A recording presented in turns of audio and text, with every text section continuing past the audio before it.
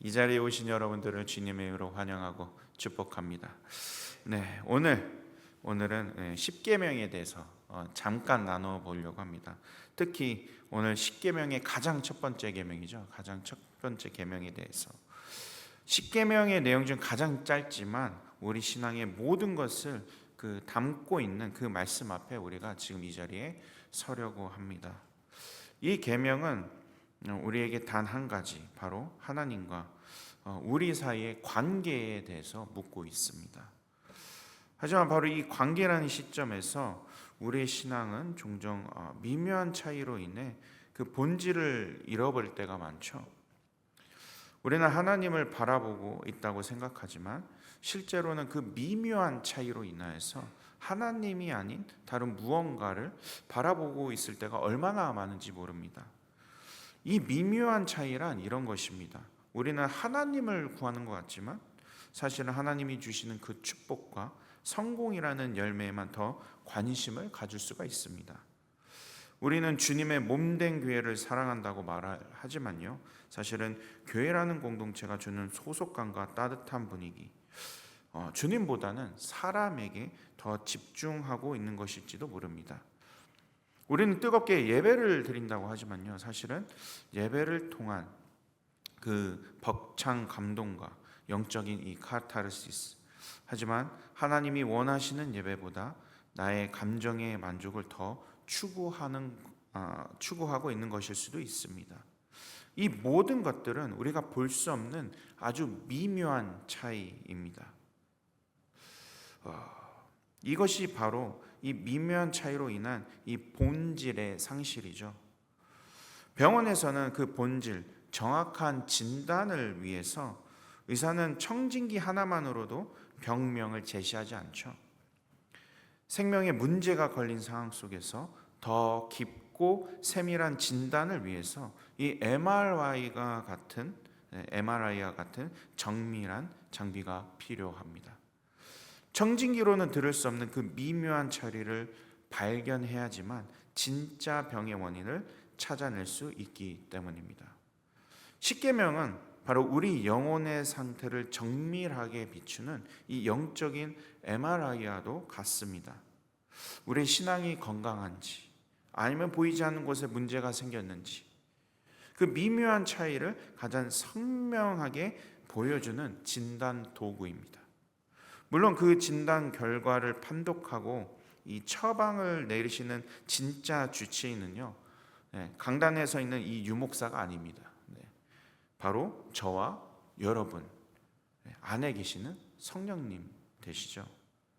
어쨌든 오늘 이 시간에는 제1계명이라는 가장 이 선명한 렌즈를 통해서요, 우리 신앙의 중심, 신앙의 건강을 다시 한번 점검해 보시기를 축원드립니다.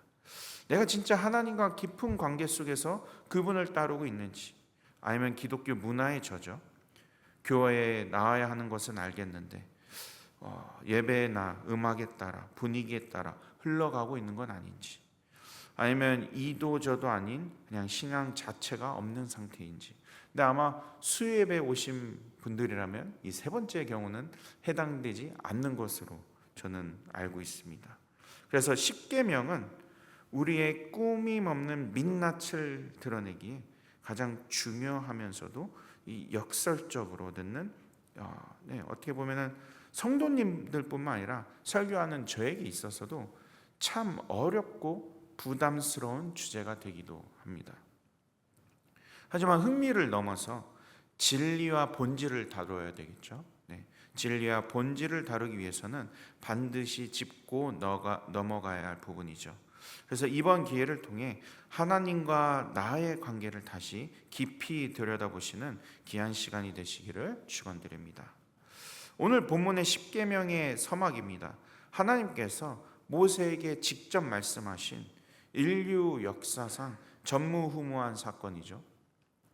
타락한 인간, 진노의 자식인 인간이 아무런 중재 없이 하나님을 직접 대면하여 음성을 듣고 그 말씀들이 두 돌판에 새겨졌으며 모세가 이를 백성들에게 전하는 아주 중요한 이야기입니다.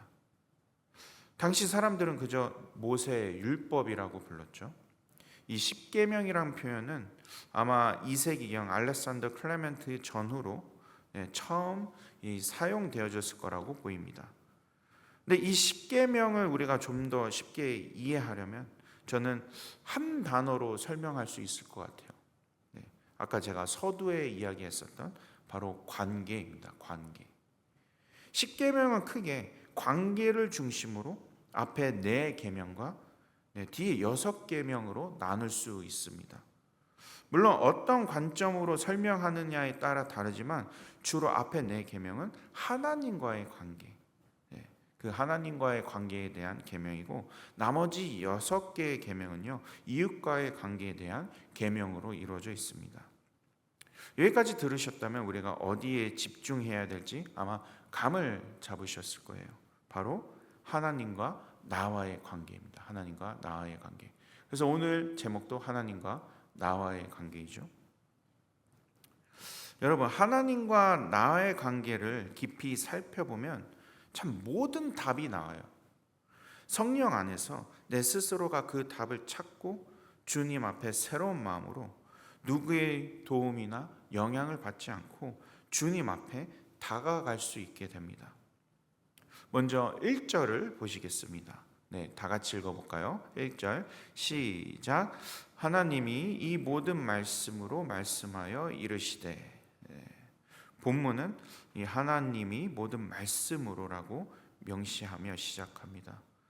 그런데 이 말씀이 태초부터의 말씀인지 아니면 십계명을 주실 때의 말씀인지는 분명히 알 수는 없지만 확실한 것은 하나님의 말씀을 받은 모세가 시내산에서 내려와 백성들에게 이야기할 때 바로 이 모든 말씀, 즉 하나님의 말씀을 기준으로 삼아 말하고 있다는 것이에요.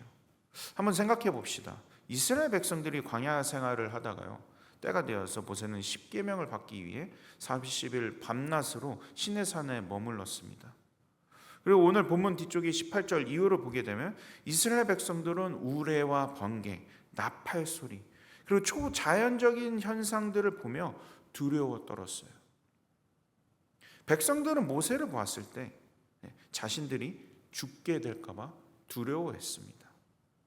바로 그때 사람들은 가장 먼저 하나님의 말씀보다는 광채가 나고 있는 이 모세에게 집중하게 됐죠. 이때 모세는 자신의 모든 초점을 하나님 말씀에 돌리기 위해 노력을 합니다. 이 모든 현상이 자기 자신에게 있는 것이 아니라 하나님이 세상의 모든 기준이 되어 지금 말씀하고 계신다라는 사실을 분명하게 보여주죠. 하나님은 세상을 창조하실 때 말씀으로 창조하신 분이십니다. 그리고 오늘 본문에 타락한 인간의 삶 속에 개입하실 때도요 말씀으로 오셔서 그분이 기준이 되시고 중심이 되셔서 자신을 나타내고 계시죠. 나중에 요한복음 1장에 나와 있듯이 예수님도 곧 말씀이 육신이 되어 오시지 않으십니까? 이처럼 하나님은 시작부터 말씀으로 세상을 창조하셨고 우리에게 나타내실 때도 그분의 말씀으로 나타내셨습니다. 그 의미는 세상의 시작이 어디인지, 세상의 기준이 어디인지, 그리고 세상의 진정한 주관자가 누구인지를 명확하게 보여주는 대목이죠. 우리 삶 속에서도요 하나님의 말씀이 귀하게 여겨지는 이유, 바로 그 말씀이 우리의 삶 속에 명확한 기준이 되어주기 때문에 그렇죠. 작은 성경 구절에서조차 그분이 살아 순심을 경험할 수 있습니다. 우리의 마음을 다루신다는 사실을 알기 때문에 이 말씀이 우리 신앙의 기준이 되는 것입니다. 말씀으로 우리의 기준을 삼을 때 우리는 어떤 환경 속에 있든지 흔들리지 않게 되죠. 예배의 환경, 교회의 토양과 분위기가 좋을 때도 있고 어려울 때도 있지만 그 말씀이 마음속에 살아 숨쉬고 있다면 우리의 중심은 흔들리지 않습니다. 제가 요즘 느끼는 한 가지 사실이 있습니다. 물론 한국에서 신앙생활 하실 때 대단한 예배의 사역을 경험하신 이 성도님들의 신앙 참 존경스럽고 놀랍지만 이민교회에서 이런 성도님들과 대화할 때 어쩌면 이분들의 신앙이 어쩌면 더 대단할 수 있겠다라는 생각을 해보게 되었습니다. 어떤 성도님들이냐 하면 폭풍 속에서도 교회를 지키시는 이들, 교회가 쓰러져 가고 어려움을 당하고 있는데 오히려 말씀 중심으로 교회를 다시 살리려는 이 성도님들, 이 모든 것을 하나님과의 관계 속에서 풀어내고 있는 성도님들, 그들의 마음 중심이 얼마나 단단한지 알게 되었어요. 오히려 교회의 대단한 프로그램이나 예배 현장을 경험한 것이 아닙니다. 삶의 실질적인 교회, 실질적인 현장에서 폭풍을 경험한 이들이 오히려 낭망하거나 좌절하지 않고 이를 뚫고 하나님 앞에 깊은 관계로 나아 계신 성도님들을 보게 되었습니다. 정말 흔들리지 않는 믿음을 갖고 말씀을 통한 신앙의 자생력이 있더라고요. 스스로 말씀을 통하여 회복하는 방법, 말씀을 통해서 신앙 성장하는 방법을 알고 계시더라고요. 그리고 어떤 교인들이 와도 함께 말씀을 통하여서 교회를 세워나가는 방법을 아시더라고요. 교회 프로그램만이 우리의 중심을 바로 잡게 하는 것이 아니구나. 대단한 예배의 현장만이 우리의 중심, 하나님께 향하도록 하는 것이 아니었구나. 폭풍 속에서도 말씀으로 다시 서려는 하는 이 성도님들의 마음속에 하나님의 그 흔들리지 않는 기준, 말씀이 더 깊이 자리 잡게 되는 것이구나. 저는 이미 그런 교회에 와 있다고 믿고 있습니다. 제가 지금 말씀드리는 이 이야기는요, 여러분들을 보고 말씀드리는 거예요. 현장 속에서. 그렇다면 왜 하나님께서는 꼭 말씀을 통해서만 자신을 나타내시겠다고 약속하셨을까요? 그 다음 구절이 그 깊은 이유를 우리에게 설명해 줍니다. 우리 2절 다 같이 한번 읽어볼까요? 2절입니다. 시작. 나는 너를 애굽 땅 종 되었던 집에서 인도하여 낸 내 하나님 여호와니라. 아멘. 원래 2절에서 히브리 원어 성경에서는 이렇게 시작합니다. 먼저 뭐가 나오냐면 나는 여호와니라. 나는 여호와니라. 내 하나님 여호와니라. 이게 먼저 나와요.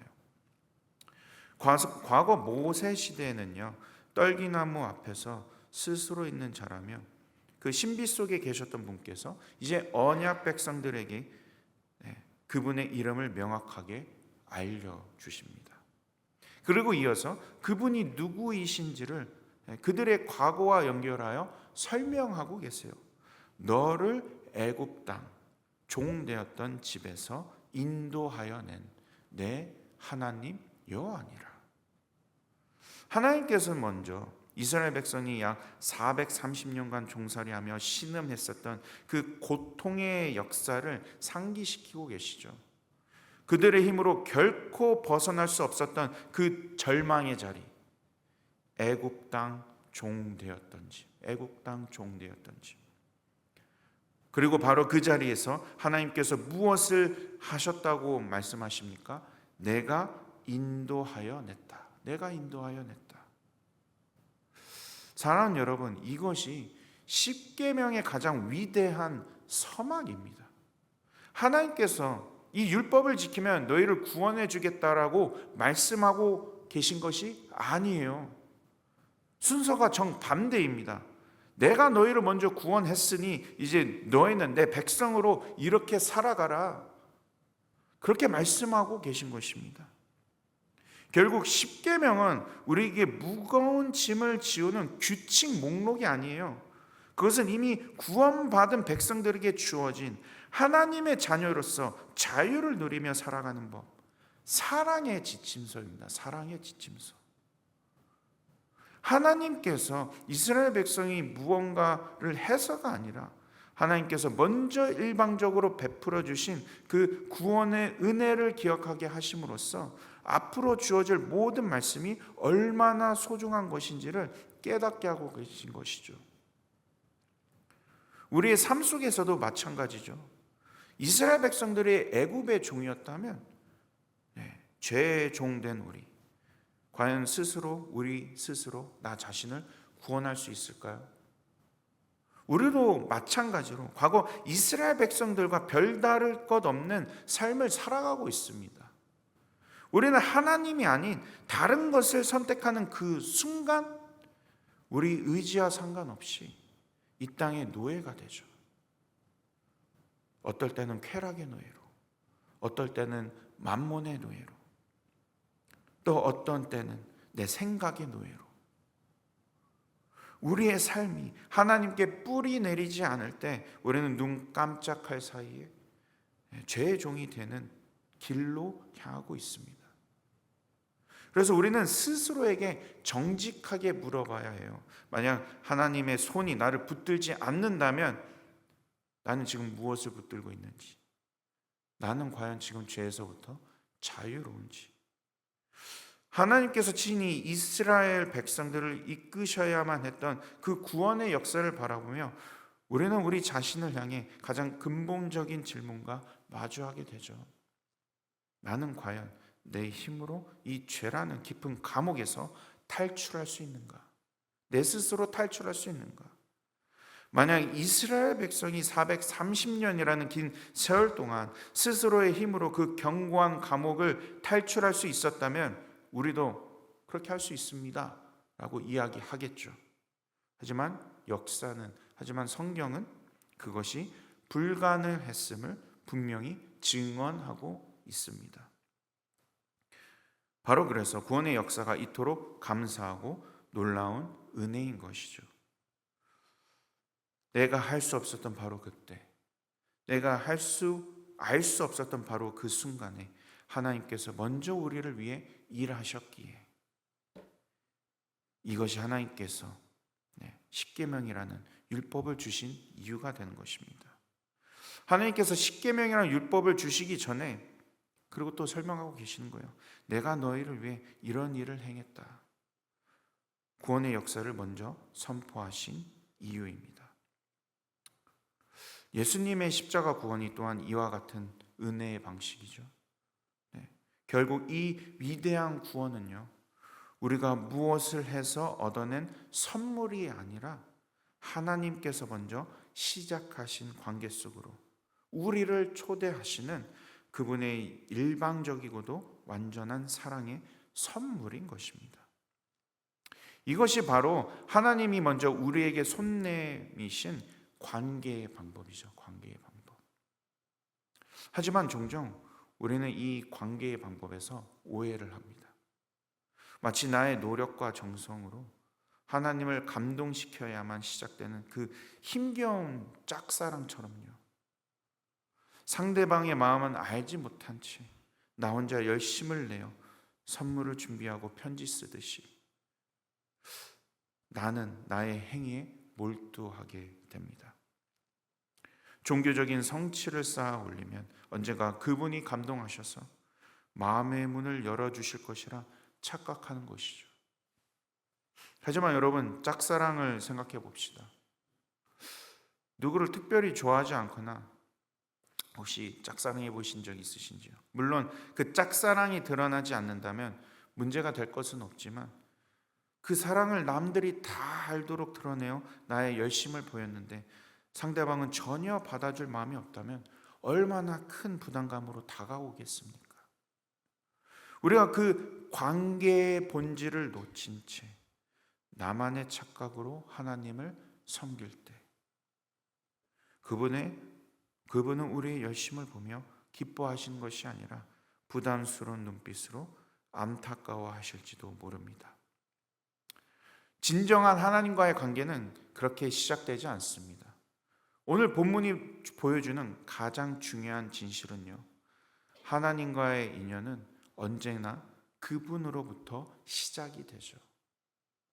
그분이 먼저 우리의 삶에 찾아와 마음의 문을 두드리실 때 비로소 우리는 내가 이미 그분의 사랑받은 자녀이며 구원받은 존재임을 깨닫게 됩니다. 진정한 관계는 바로 그 깨달음의 순간에서부터 피어나는 거죠. 그래서 이 관계에서 시작되어진 진정한 의미의 구원은 마침표가 되는 것이 아니라 오히려 구원은요, 이 모든 여정의 진정한 출발선이 됩니다. 출발선. 이렇게 하나님의 일방적인 은혜로 관계가 바로 세워졌을 때 비로소 하나님께서는 우리에게 그분의 마음, 즉 하나님의 백성이 어떻게 살아가야 하는지에 대한 가장 중요한 것들을 내놓기 시작하시죠. 그래서 가장 귀한 제1계명을 지금 이 자리에서 우리에게 주고 계신 것입니다. 오늘 설교 이야기의 가장 핵심 구절이죠.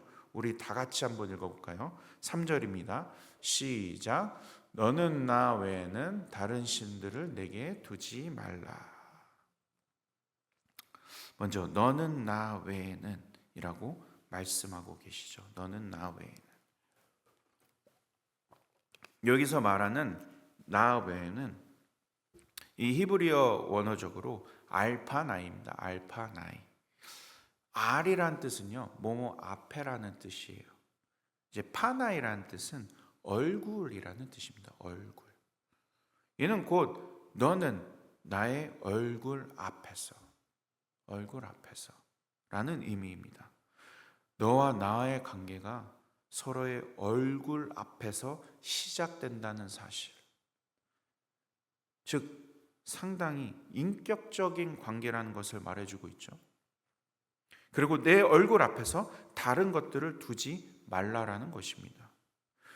그래서 이 계명은 우리의 머리를 향한 지식적인 요구이기 이전에 우리의 마음을 향한 관계적인 호소입니다.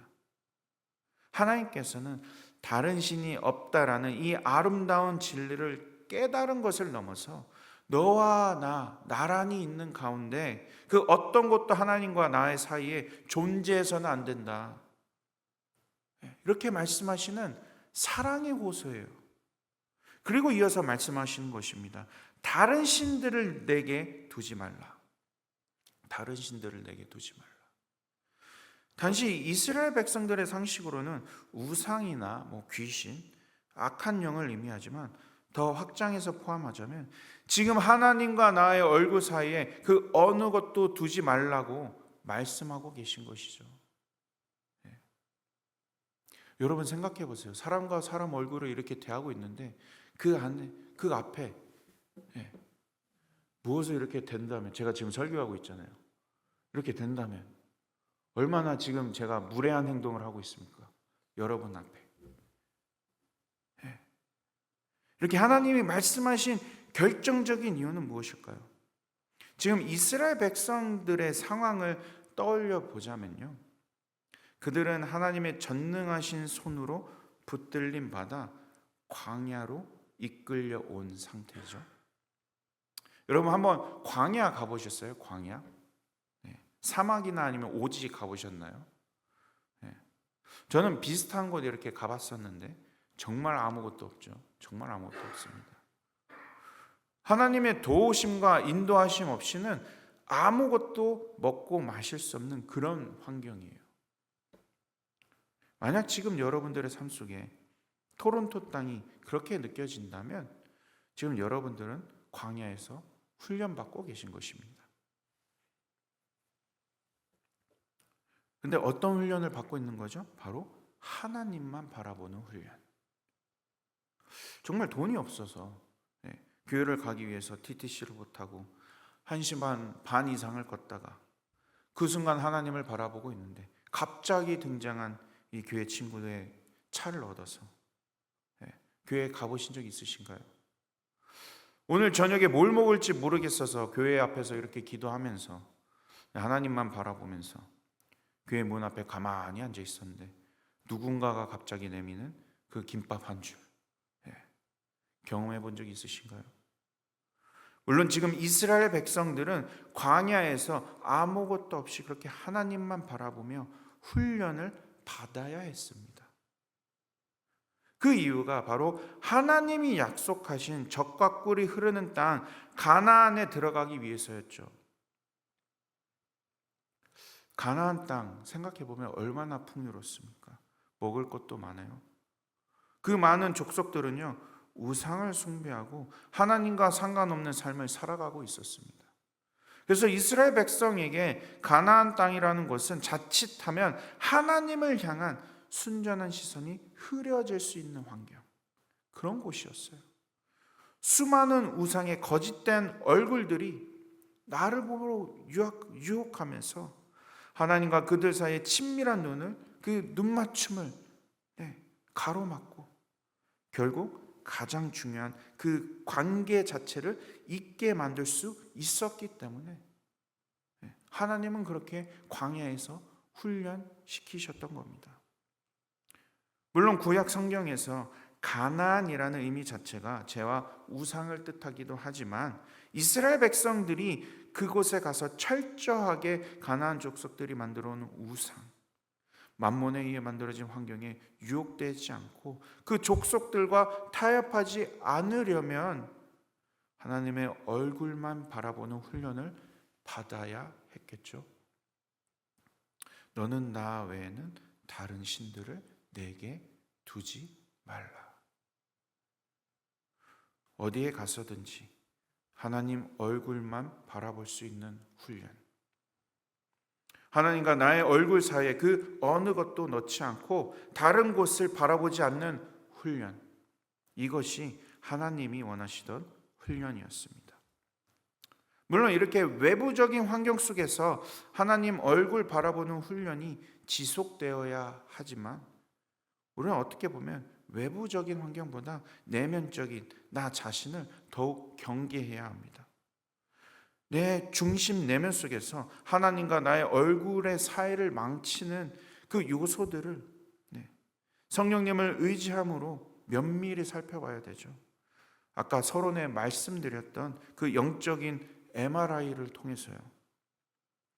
하나님과 나 사이에 내 스스로 죄에 팔려서 나의 죄성으로 인해 이 관계를 망치고 있지는 않은지, 하나님과의 얼굴을 대하기는 싫고 내 마음대로 살아가고 싶은 내가 자유라고 착각하는 그 욕망, 그래서 신앙이라는 탈을 쓰고 그 뒤에서 내가 삶의 주인이 되려고 싸우고 있는 것은 아닌지, 어쩌면 하나님이 겨누는 관역과 내가 달려가는 관역은 서로 다른 곳을 향하고 있는지도 모릅니다. 하나님의 직접적인 개입이나 간섭 좋아하시나요? 누구한테 지적질 받는 거 좋아하십니까? 상당히 싫죠. 성령님이라 할지라도, 하나님이라도 할지라도 우리의 죄와 본성은 진짜 하나님 얼굴, 내 바로 앞에 있어도 보지 못하게 하죠. 아니요, 그냥 앞에 계셔도 어쩌면 하나님 얼굴 앞에서 내 뒤통수를 보여드리고 있는 건 아닌지, 오히려 내 감정을, 내 기분을 지키는 것을 더 중요하게 생각하고 거기에 목숨 걸며 하나님의 얼굴을 회피할 때가 더 많지 않습니까? 우리가 이렇게 하나님의 얼굴을 가리거나 회피할 때 우리의 삶 속에서 나타나는 그 모습들은 결국 과거의 습관으로 돌아가게 만듭니다.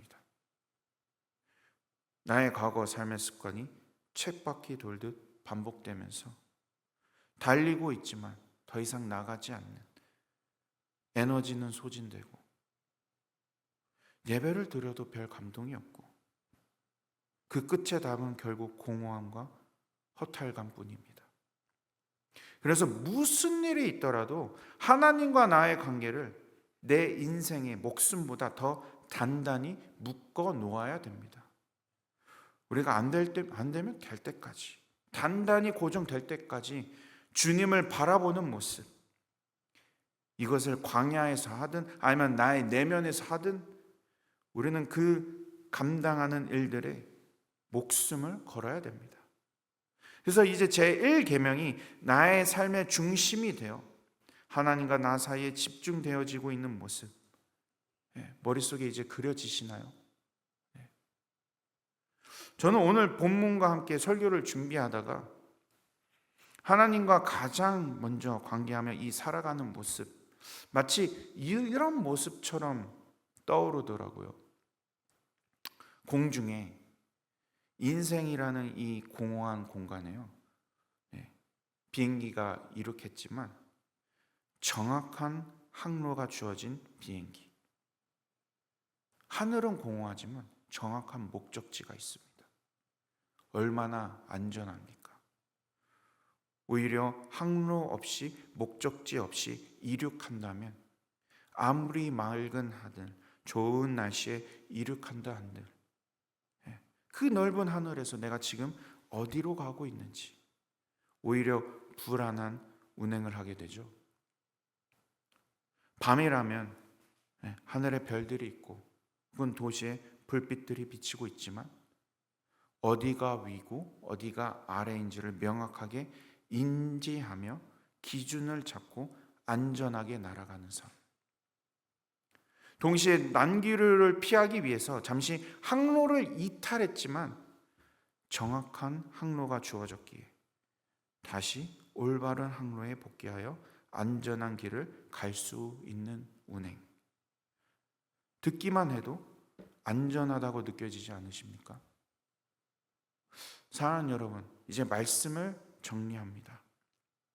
우리의 신앙이 시작되었다라는 정의는 오늘 10계명 제1계명에서 시작됩니다. 정확한 항로가 주어진 것이죠. 하나님과 나의 얼굴 사이에 아무것도 넣지 않는 것, 오직 하나님만 바라보는 것. 이것이 될 때 우리는 어느 장소, 어느 때에서든지 주님 앞에 신령과 진정으로 예배 드릴 수 있습니다. 장소가 중요한 거 아니잖아요. 나의 신분이 중요한 거 아니잖아요. 환경이 중요한 거 아니잖아요. 그 하나님께서 나를 건지시는 그 구원의 하나님을 바라보며 우리가 신령과 진정으로 예배 드릴 수 있게 됩니다. 외부 환경에 집중하지 않아도 돼요. 나의 신앙이 외부적인 환경에 의해 좌지우지 되지 않습니다. 예배 환경에 의해 변화되지 않아요. 내 내면의 폭풍에도 흔들리지 않습니다. 내 스스로가 하나님의 구원을 경험함으로 하나님과의 관계를 가장 중요시함으로 신앙의 자생력을 갖게 됩니다. 자신 스스로가 성령 안에서 하나님 말씀을 따라 회복하며 성장하는 삶을 살아가게 됩니다. 오히려 오직 하나님과 나만의 그 내면적 관계를 떠올리며 그곳에만 집중하게 됩니다. 이곳에 여러분들의 모든 것을 다 쏟아부으시는 저와 여러분들이 되시기를 간절히 축원드립니다.